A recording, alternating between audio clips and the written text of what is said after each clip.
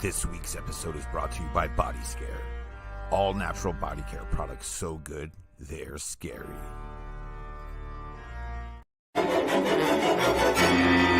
What's going on?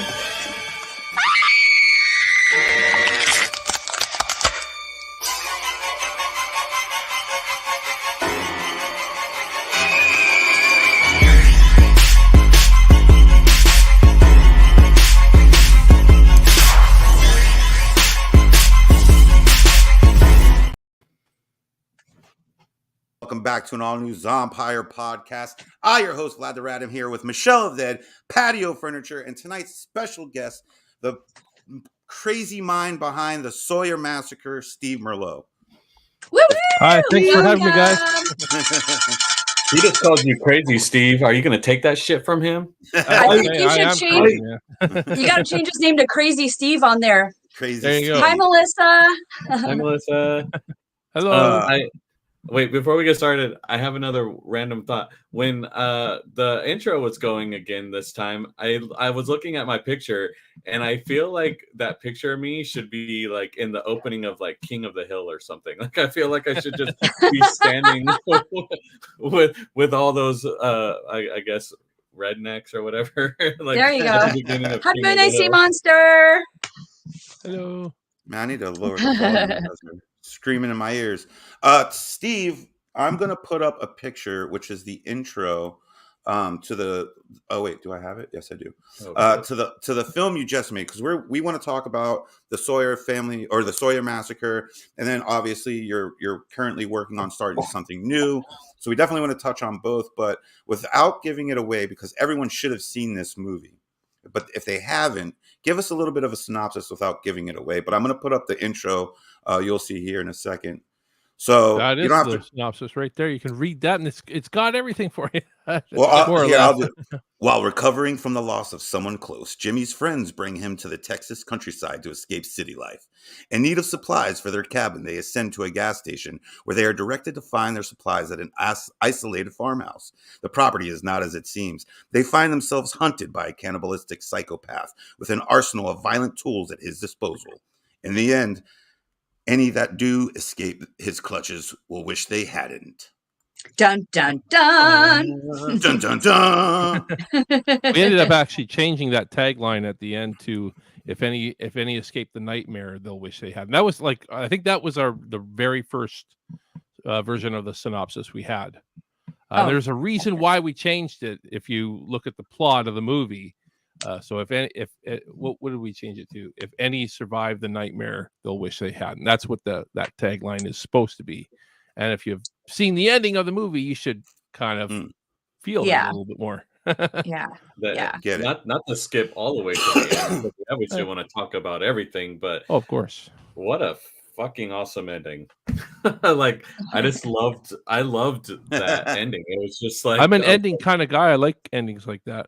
I Not was everybody like, likes endings okay. like that, though. Yeah. I watched it and I was like, okay, yeah, okay, dig it. That was I don't want to give it away because I don't know if everybody like or if you want to talk about it, We but could yeah. talk spoilers. I mean, this movie's been out for what? A 8 couple- months now? Almost Something 8 like months. that. Yeah, so something so like that. basically, it takes place in what year?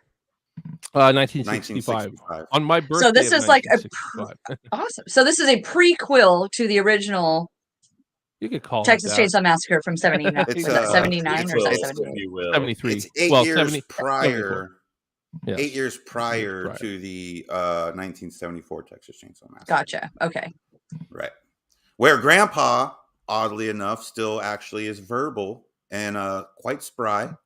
Spits when he Quite talks a spry. lot. I wouldn't say quite spry. Quite spry, I but don't he's know. more I would spry than he say- was in the original. There you Yeah, go. yeah, but not quite spry. Just less know what's- Semi-spry. bad you know what's spry. Funny is when I watched the movie to do this to talk to you tonight. When I was watching it, the year 1965 came up in my head, 1975 is what I read, and I was like, okay, so it's 2 years after the original. And then it showed Grandpa talking, and I'm like, that can't be. And then so I actually rewinded it back to the intro again to see that it was 1965, and I'm like, okay, 8 years before 74, Yeah, and right? and then watched it again with that in mind, and it made a lot more sense. And then we learned that Vlad was high while watching the movie. How much RSO did you take, right? Vlad? I ate 40 milligrams of edibles, and we're here. There's going to be a lot you miss if you take that stuff, man. There's going to be a lot in this movie you're going to miss. That's true. One of the things I really appreciated about this movie is that you, like we were talking about it before this, that you took the same kind of mentality about the gore aspect, where you kind of used imagery to make your brain think you see things that you don't see, which is what obviously Tobe Hooper did with the original 74. And I saw that a lot kind of like in your film, and I really appreciated that you kind of stayed on that path as opposed to some of the later films that get a little bit more visual with the gore and things. Yeah. And I also think that you kept the aspect, the feel, like the gritty feel and the atmosphere of the original. You really did an awesome job of sticking with that same feeling. You know what I mean? Like that gross, grimy feeling. Like the grit. Part. Yeah. Just like it had the same feel to it, which was totally unexpected, because you could fan films never really have the same feel as like the original, but it really did match up. Especially in this day and age, when technology is so much more advanced, that anybody with a half decent camera, it looks shiny and polished, but does it really have the feel of what your old school horror films did? That's harder to capture than people realize, I think. How hard was it basically creating 1965 and 2021, I'm assuming, is when you filmed this?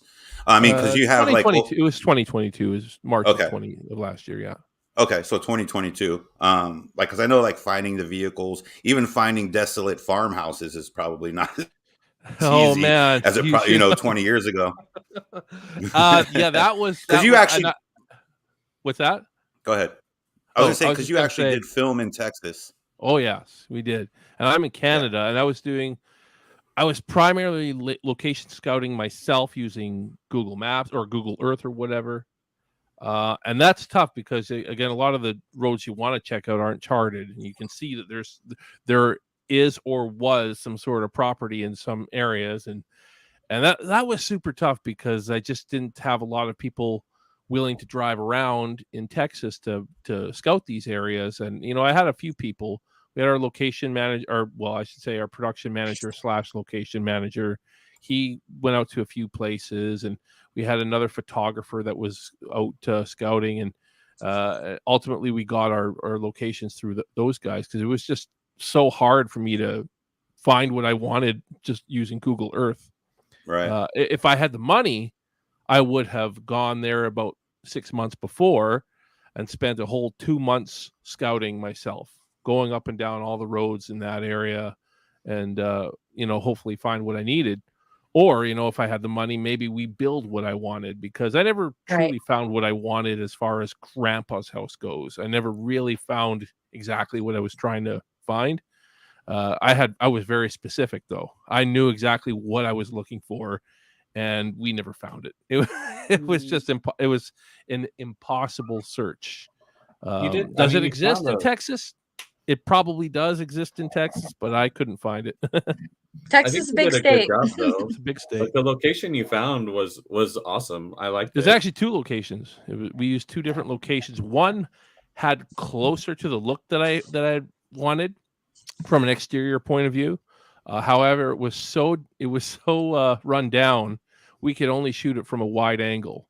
And so that's the taller house that you see from the wide shots. It's taller, which I wanted a really tall house, and that was the taller one.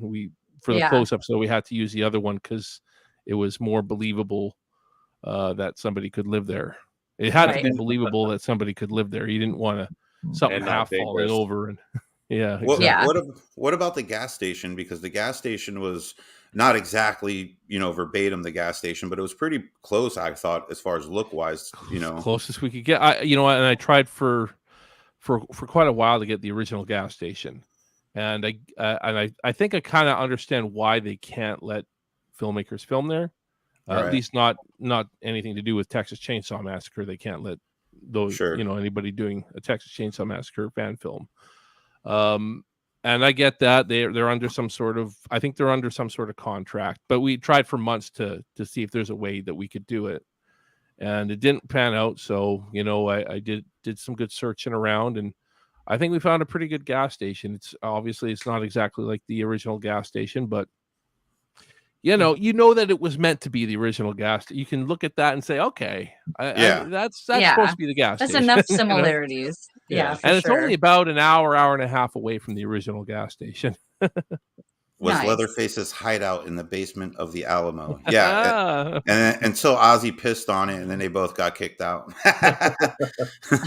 Speaking of basements, that was another big obstacle I had. So it's actually technically there was 3 houses we shot at for Grandpa's house, because the basement didn't exist. Basements are like, they're like 1 in 1,000 houses have basements in Texas. Right. I had no idea. So the basement we shot at was actually closer to Houston. So it was a 2-hour drive away from where we were shooting, 2.5 hours actually. And so we had to spend a whole 3 days out towards Houston in this little town called, what's it called? Wharton. And we had that basement kind of made for us. We made a deal with the owner of the house and had it constructed. We lucked out there because I didn't think I was going to find any basement in Texas for a while. I was like, ugh, Wow. What are we going to do? This movie needs a basement. What are we going to do? I want to go back to when we were talking about kind of rewind our conversation a little bit, go back to when we were talking about the balance of gore that you were using. And so I love the fact that you did a lot of, use your imagination to see what was going on. You did up the gore a little bit compared to the original. There's a little more blood, but that was fine. I thought it was a good balance. But I wanted to ask you about the hook scene. You paid homage to the original Texas Chainsaw hook scene, and you did, you left that how that was in the original, right? Pure mental, like you see him bringing her up to the hook, but you never see the hook go on. Was it see the blood coming down? Was it? Yeah. Were you nervous making that scene? Were you did you feel pressure trying to recreate that scene or pay homage to that scene? Because I probably would have if I knew that we were going to try to do it the same way that they did in the original, but we didn't have the budget to do it the same way they did in the original. Hi, Aaron.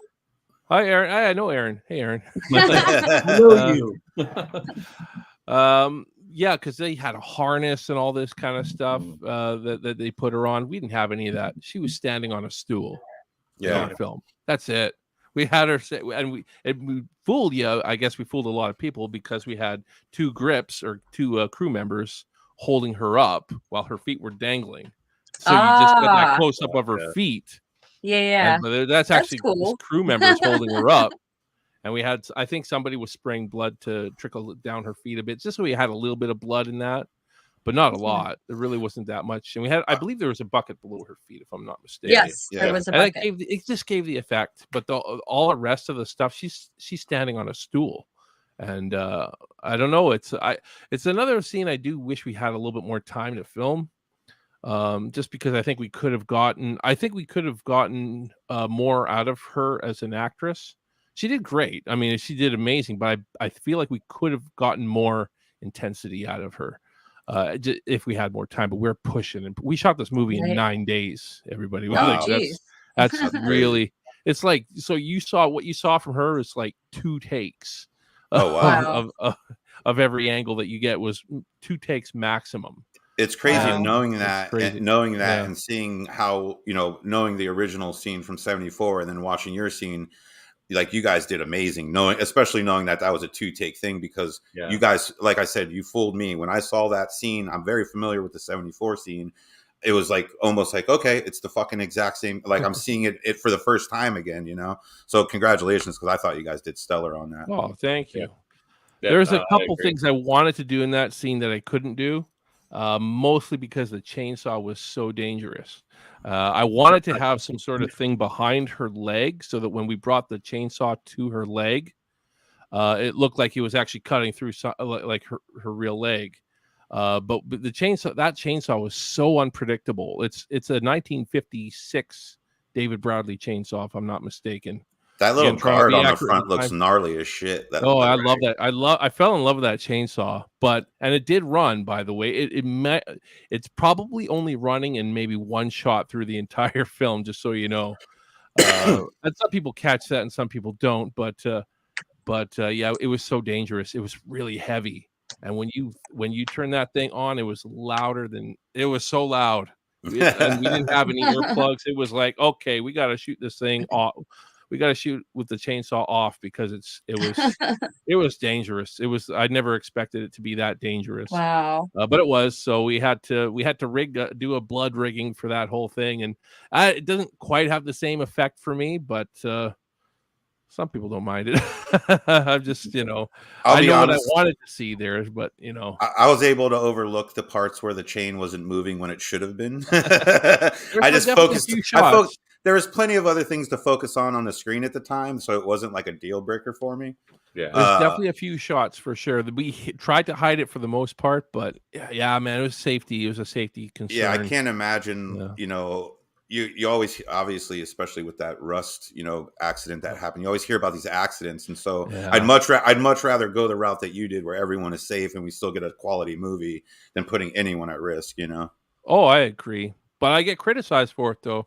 That's okay. It's a valid criticism, but I'll say this: if that ruins the movie for you, you'll get never a be life. Satisfied. Yeah, exactly. That and the rims on the truck are the two biggest criticisms. That was the first thing I noticed. Movie. I'm like, okay, those rims on that blue truck are not from the 60s. I'm a car chick. Yeah, they're definitely not. Busted. There was not a lot. The cars was another situation that we ran into a lot of problems. Didn't you have to get like local guys to like kind of trailer their cars out and stuff? If I remember. Yeah, and I kind of wish we did that more. The truck was the one that wasn't trailered, and we just had free use of. So our production manager basically drove it to every set. So the other ones were expensive. You have to pay to have the owner trailer it out and right. So it's not, and so every time we did it, it was costing a lot of money. So we minimized those other vehicles, right, in the movie. But that one we had as much use as we wanted. Yeah, and so that's pretty awesome. That's why we used it. But unfortunately, those rims just kind of, it's not the best. But when you're on a budget, I wish I had like 10 grand just for cars in this movie. Yeah, because that's realistically what 10 to 20 grand. Is what it would realistically cost for to have old cars like that in the amount of cars. Anyway, we wanted 5, we only had 3, and we had to kind of work our way around only having 3 vehicles. Yeah, it was rough. That was one of the rough. As a diehard horror movie fan, the rims on the truck did not ruin the movie for me. Like, no. I could care fucking less. So it's just like anybody. I'm not a car person, so it doesn't ruin it for me, but.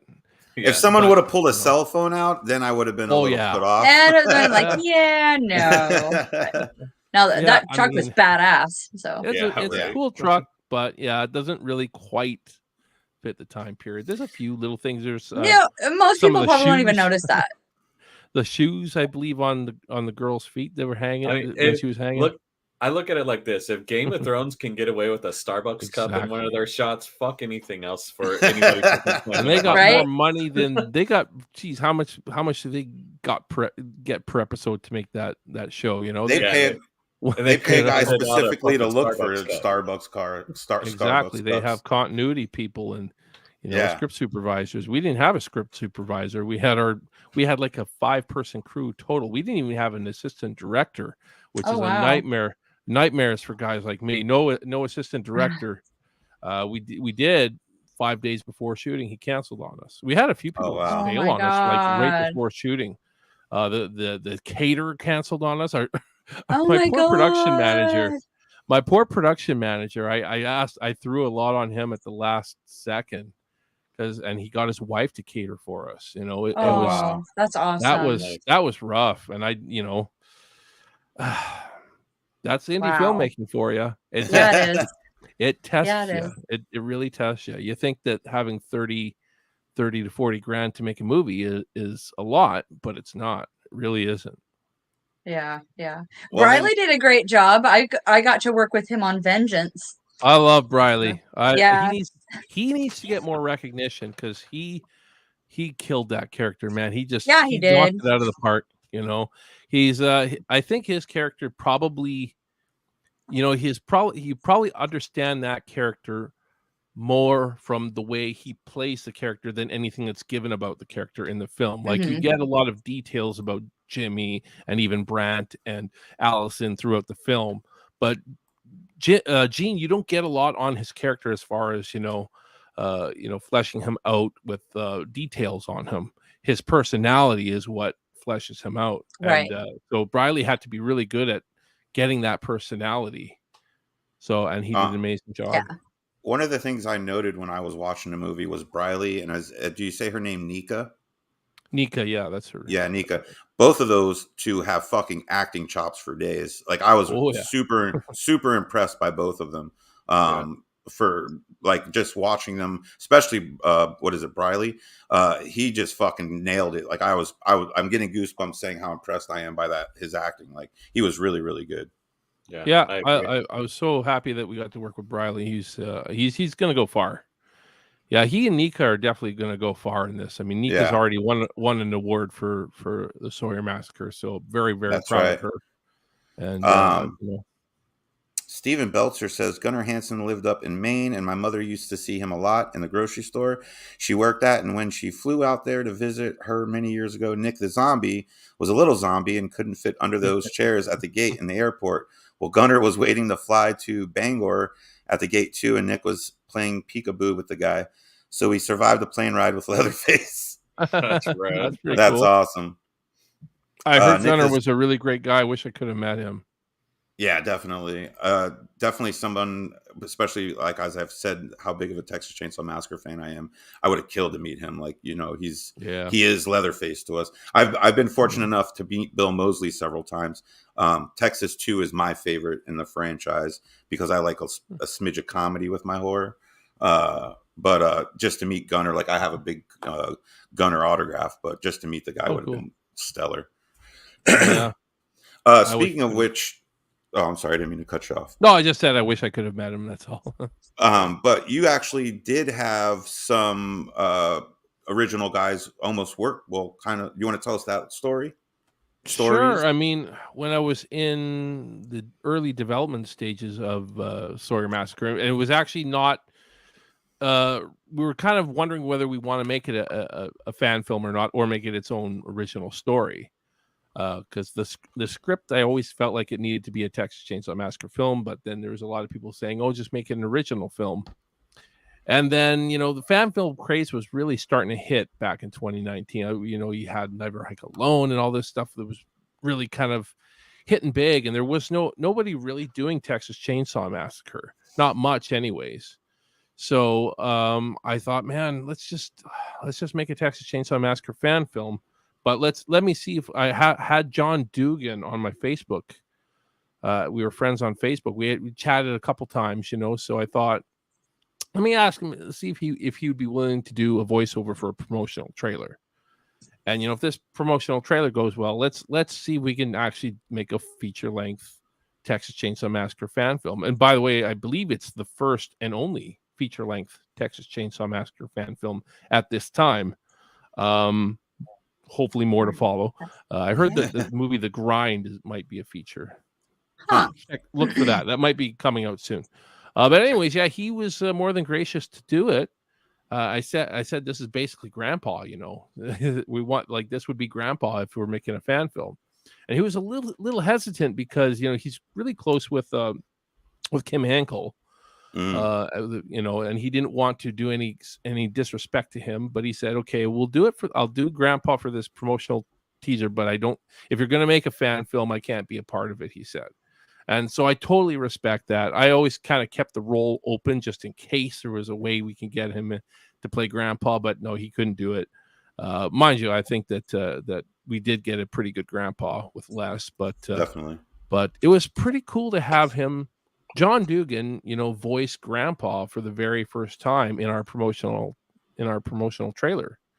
And that if we didn't have that promotional teaser, we probably wouldn't have raised the funds to make this movie.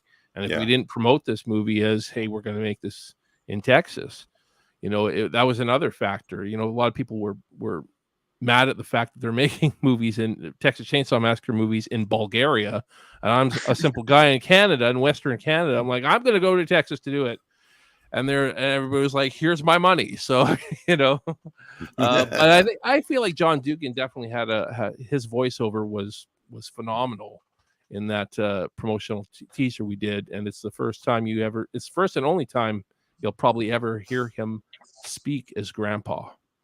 So that's pretty cool. Oh yeah, that's true. And then did you also? Yeah, I never know. Almost have Ed Neal as Rex. We did. We cast him. I reached out to him through Facebook, and I don't think he checks his messages very often on Facebook. But I sent him a message. It was way back before I even knew who would even want to cast him as in the movie. And but I just thought, hey, it would be cool to have somebody from the original in this movie. So I messaged him, and months later he finally read it and he responded. And it just so happened that the person I cast as Rex had to leave, couldn't do it anymore. So so I'm like, oh, Rex is open. Let's get Ed Neal to play Rex. It just made sense so that we would do that. But so we did cast him. He did sign a letter of intent and all that stuff. He was on our IMDb for a short time, and but unfortunately, we ended up finding out that he was a SAG member, and we're a non-union movie, so he couldn't do that. So we recast that role again, and William Instone played the role, and he's a pretty awesome guy, and a lot of people like the way he played that role. So. Yeah, it's still like a feather in your cap, though, that you kind of got the green light from original actors from the what sparked the whole franchise. It's kind of cool that they were at least interested in enough to like want to be involved. Okay. Obviously, unfortunately, things come up. But you brought up something funny that I was going to talk about. When you were saying about Leatherface being filmed in Bulgaria or whatever it was. Yeah, the last couple movies have been filmed in Bulgaria, from what I've heard.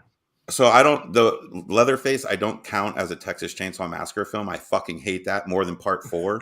And hey, Part 4 is good. I like Part 4, but I'm just saying, like, out of all of them, that's my least favorite.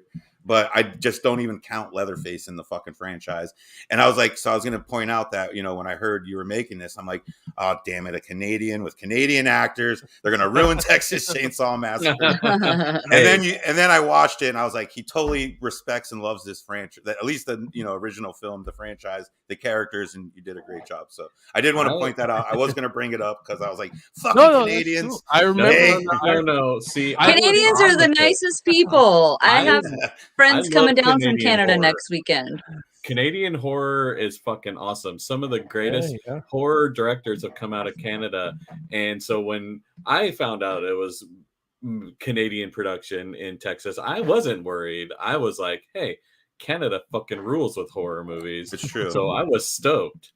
I was just talking to someone recently about like Hobo with a Shotgun and what's that other one? What's that one with Apple? The computer girl? It's another Canadian one where they're all wearing masks. It's like futuristic and the kid rides around on a BMX bike. It's pretty awesome. Turbo Kid. Yeah, I was like, what is that? Yeah, there's some pretty good Canadian horror coming out. Hoarders. There is Canadian hoarders. There's lots of Canadian hoarders, that's for sure. Canadian hoarders, Canadian horror, Canadian whores. Canada just rules. That was one of my favorite lines in Tusk. I don't know if who's seen it, but when they were talking about when goes into the Canadian airport or whatever, and he's like, "We're Canada, we're red, white, but never blue." I was like, pretty much. Yeah. So take us. So you guys filmed in what month? You said like September, was it? Or In no, for March. yeah, Sawyer Massacre was March. How was it, with the original Texas in the heat and everything? Like, how did, as Canadians, you guys down there in March, it's getting hot and humid. How was, filming in that kind of environment? It definitely wasn't hot. It was a lot colder than I thought it was going to be. I actually did not come prepared for the cold. I will say that. I expected it. I expected to go to Texas and be like, "Oh, winter's over for me. Now I'm leaving Canada. I'm not going to be back till the end of March, and it'll be nice and warm in Canada by the time I get back. So I'm going to Texas. It's going to be hot no matter what." And boy, was I wrong. I mean, the good thing about that is I didn't have to worry about any of the wildlife in Texas that can come out. That a lot of the wildlife that we don't really get too much in Canada. We get rattlesnakes in certain areas where I live, but that's about the worst. And we get bears, I guess, stuff like that. The worst thing you guys have is them damn geese. Fuck Canadian geese. Geese aren't so bad. Just don't go near them. They poop everywhere, though. That's the thing about the geese, is they poop everywhere. I have a deep, like, seated hatred for Canadian geese. I don't know why. Yeah, I don't know why either. It's all good. It's all good. I love your country. Hate your geese. Hate your geese. So, cool. How did you get? What drew you into doing a fan film for Texas? It's just the story, really. I mean, it was. I always loved the original story, and I thought there was more to it. I always felt like there could be more in that realm. And I thought, and I'm so hard on the remake from 2003, but the remake had so many great things going for it, but other things just totally destroyed it for me. And I won't get into specifics, but there's a lot of things I loved about that remake, and then certain other things just right. It's a very contrasting movie. For the juxtaposition on that is just huge. But it got me thinking of what I would do, and it just I guess that's kind of where things came out. I didn't want to make a movie where, hey, it's a big surprise these guys are cannibals in my movie. I wanted to have sort of a different motive, which we did, obviously, if we're not talking spoilers yet. But the cannibalism is there. The cannibalism aspect is there. It's just not the main motive of the family. I think you had to do something that was disturbing, though, and I think that was sort of the hardest thing to really come up with. And I felt like that was one area where the remake kind of failed for me, is it really didn't replace the cannibalism with something else. I felt like something was missing in that regard. What makes these guys so disturbing? What makes them so demented? And it's just, they kind of were in the remake. And I think that always kind of felt like a letdown to me, if you know what I mean? Yeah. So that was definitely one aspect where I thought, man, it's just, it fell flat in that department. I was wondering, I'm wondering if the brutality of it had something to do with it too, because before we went live, we were talking about the brutality of Michael Myers and how that version of Michael Myers didn't sit with you. And even though the movie's the Texas Chainsaw Massacre, the original Leatherface isn't super brutal, right? He's more like kind of doofy than brutal. And the 2003 remake Leatherface is brutal, and so I was curious if maybe that was one of the things you didn't necessarily sit well with. Well, I didn't find he was. I guess he was kind of brutal, but he felt more like a bully, I guess, in the remake. He didn't feel like a person to me. I guess I didn't feel like he could really exist. Looking at the way what he was wearing. And by the way, I'm really good friends with Brett Wagner, and he'll probably crap all over me for this because he played Leatherface for the first kill in that movie. But I've been pretty open about this. The costume of Leatherface, just I didn't buy, I guess you would say. It didn't feel real to me. Whereas when Leatherface comes on screen in that original movie, I totally believe that guy exists somewhere out there in Texas. I totally 100%. Whereas I never felt that in the remake, and I think that's one thing you don't want to get wrong, is the realisticness of that. And And then other characteristics of Leatherface. Sure, it's cool to be brutal and all, but there's certain mannerisms and stuff like that Leatherface had in the original that made him scary. There was the masks himself, and this was another thing a lot of people don't realize about our film. It's the first film since I guess technically the Next Generation did this too, where he's wearing different masks to take on different personalities. This gives Leatherface almost a multiple personality disorder kind of thing. Yeah.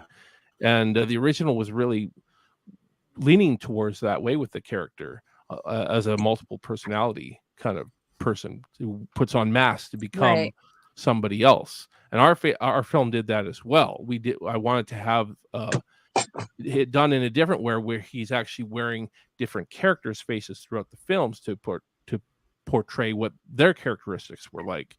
So I kind of miss that aspect in a lot of the other movies. I don't know why that aspect seems to always kind of get lost. I think that's a big part of the character, and only the original, and I guess to a degree, Next Generation does it.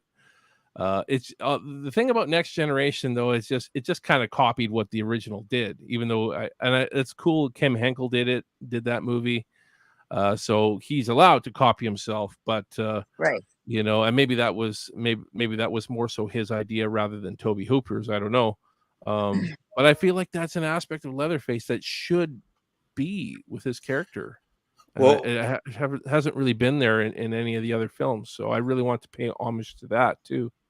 What I wanted to say too about that is the original Leatherface was much more childlike and simple-minded. And then when you get to Andrew Bernarski's Leatherface, he's more brutal and calculated, which doesn't fit the narrative of Bubba's story. Well, I guess it's at that time Thomas Hewitt, but you get it.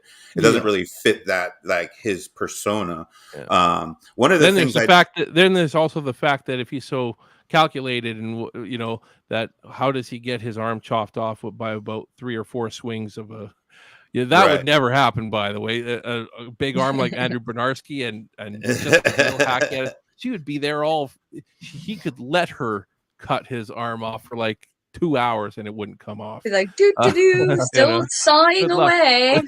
Yeah, but one of the things I wanted to ask you, Steve, this is maybe something I looked at and I noticed, or I don't know if it was intentional or not, but one of the things I appreciated about the mask in your movie, or masks, is they seemed a little bit more like Leatherface was still developing his sewing and developing of the mask skills.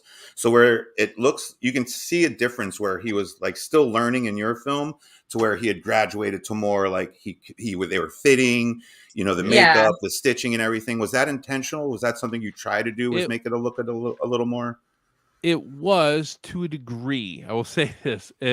I did want to make sure they kind of looked sloppy, but a lot of it was they were sloppy too, because our SFX artists had to put a massive rush on them. There was another setback we had during the Sawyer Massacre was the SFX artist that I had originally hired about 2 years before we started production, hired her to do it, bailed a month before production, and just out of the blue. And I had actually already paid her to make these masks, but she did return the payment, thankfully, because I was like, I'm going to be out like $1,500 here for these masks, but she did return the payment. But I had to hire somebody like that, and this guy had to life cast 3 actors. Holy crap! Three of our actors, so that he could replicate their faces, and it's probably hard to tell whose face is who at certain times, but the actors were life cast, but it was a rush job. So I think if there's anything, I wish that the faces themselves looked a little bit more like the actors. But they are meant to be a little bit sort of roughly put together. The stitching and stuff like that is, it is meant to look a little rough around the edges as far as that goes. Yeah, like he hasn't been doing it for too long, and yeah. I really like that. I thought that it kind of, I don't want to say, I guess, dated the movie. It made you feel like it was earlier than 74. You know what I mean? Because for that reason alone, just the masks and seeing him like when he was sitting there and stitching it and stuff, it actually looked really cool because it was like a cable instead of fucking like thin ass little threads. And it was very visual. You could see it happening, like with the needle and everything. So I thought that was really cool that you guys went that route with the masks. Well, thank you. Some people love the masks, some people hate the masks. I think everybody's got a different interpretation on what a leather face mask should look like, and I don't know.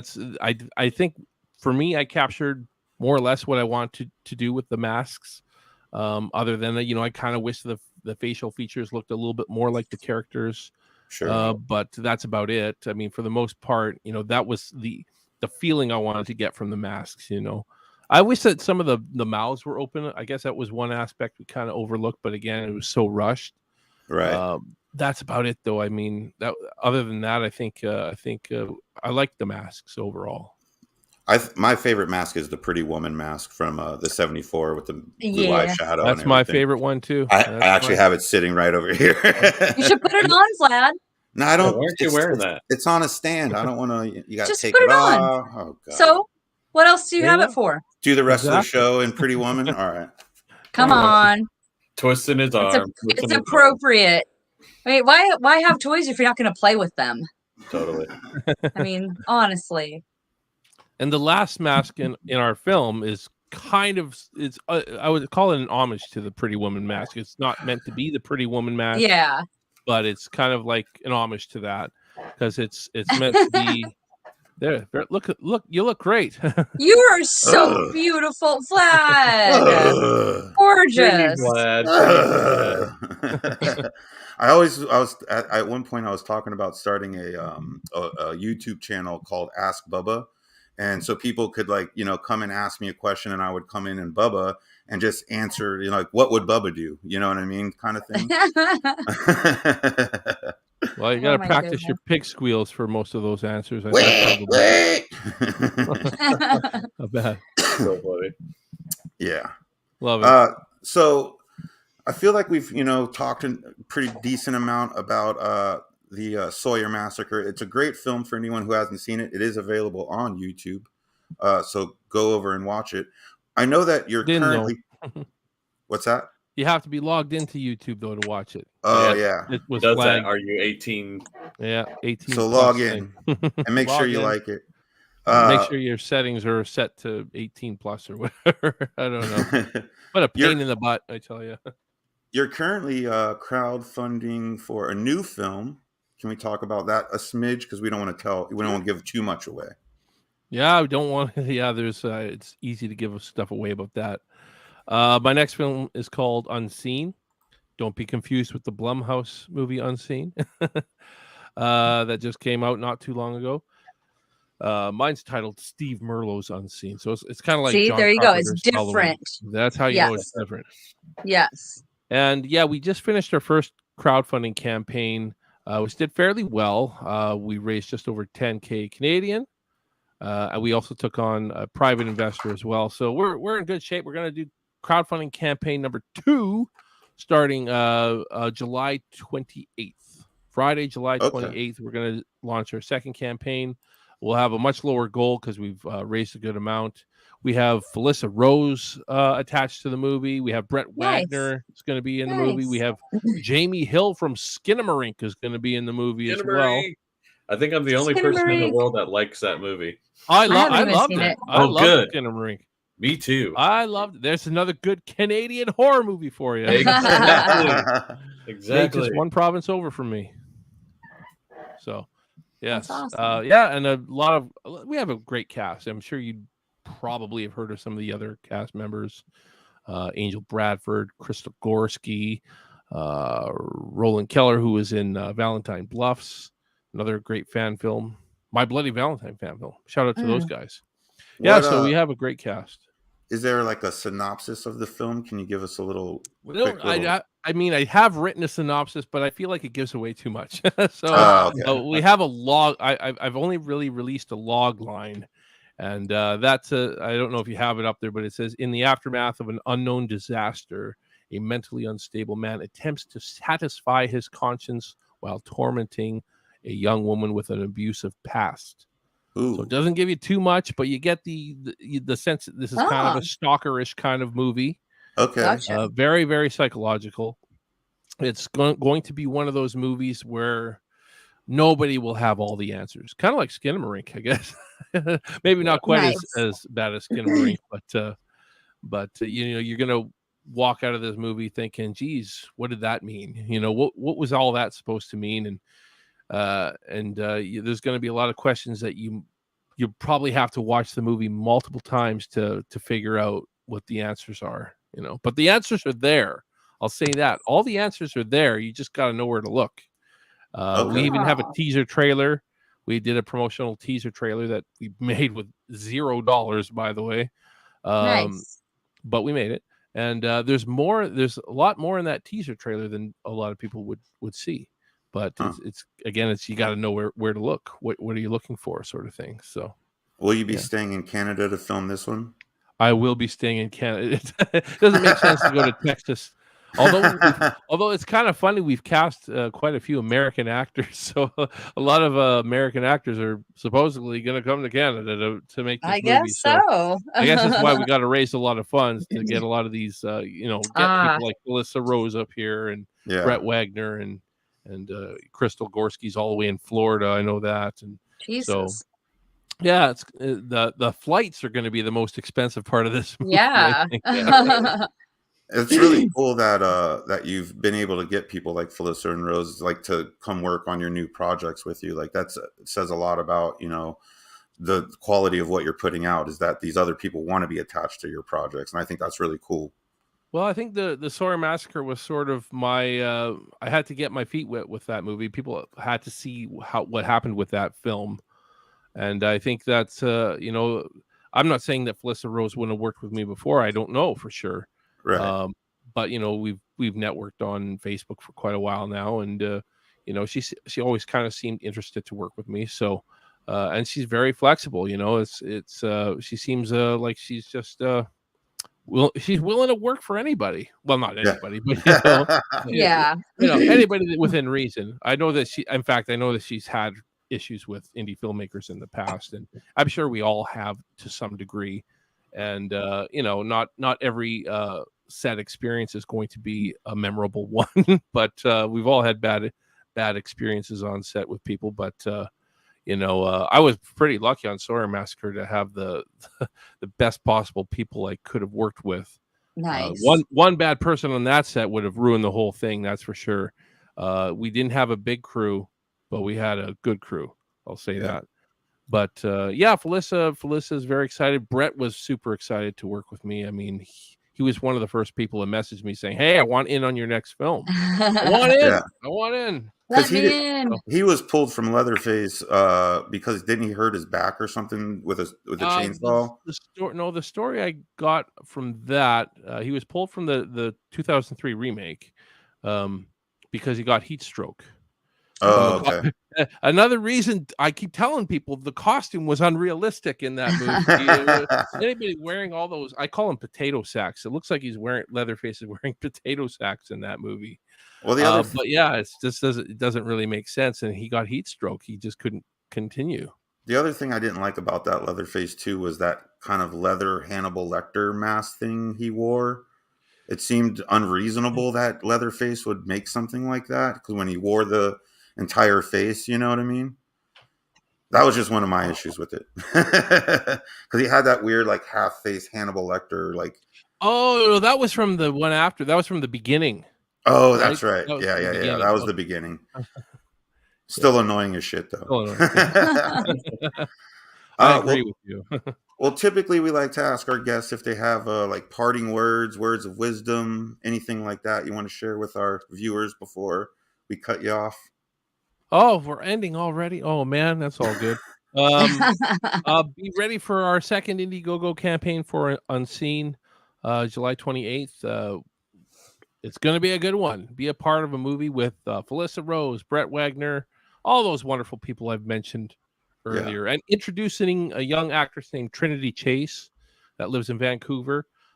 She's coming all the way over here. Well, not all the way over here. Vancouver's not that far, but and she's a phenomenal actress. We cast a lot of people in this. Young actress that's never been in anything before. Oh wow! Blew like everyone away. So. Oh wow, that's yeah. awesome.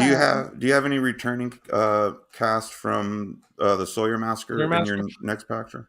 It's possible we'll have Nika because she lives in the same town as me. I didn't originally cast her because I had heard that she had moved over to France for school.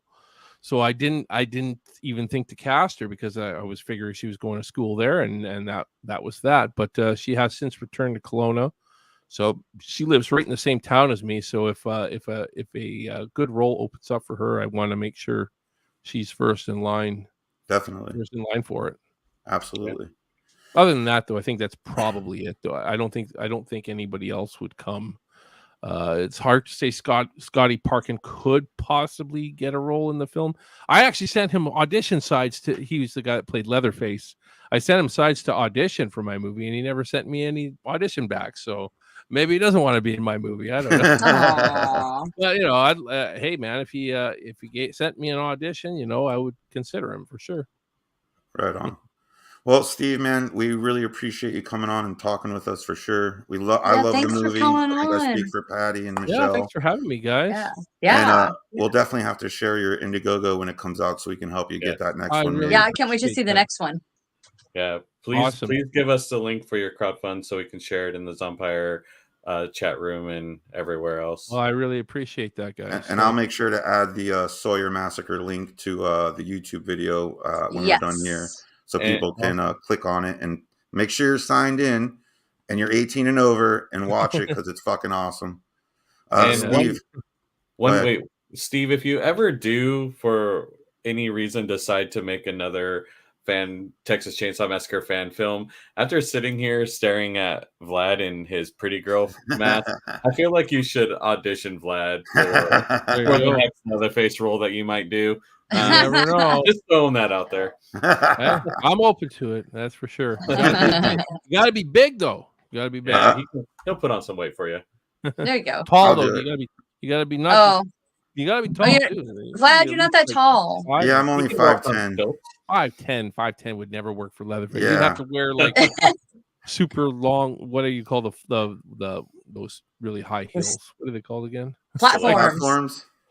That's right. You gotta wear platforms if you're gonna play Leatherface. There you go. I could revive Chop. I could be Chop Top though. There you go. I like music. All right, Steve. Well, we appreciate it, man. Thank you so much for coming on. Thanks for having me, guys. Thank you so much. You have a good night, brother. All right. We'll see you soon. Hey-o. Well, that is another Zompire podcast. What do we have for everybody next week?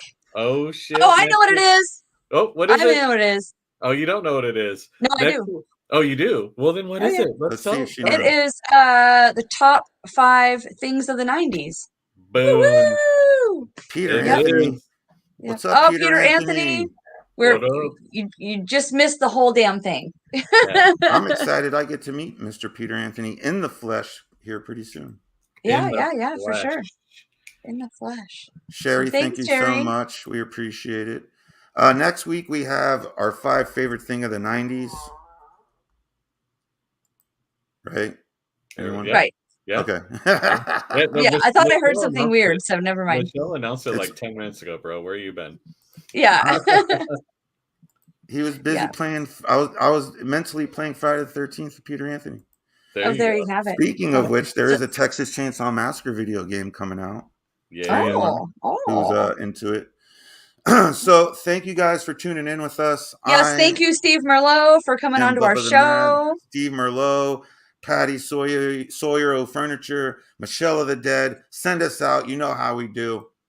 Yeah. Michelle, you're supposed to ring the damn bell. Oh. Jeez Louise. This week's episode of the Zompire Horde podcast is brought to you by Bloody Knuckle Customs. Come check us out at www.bloodyknucklecustoms.com. What's going on?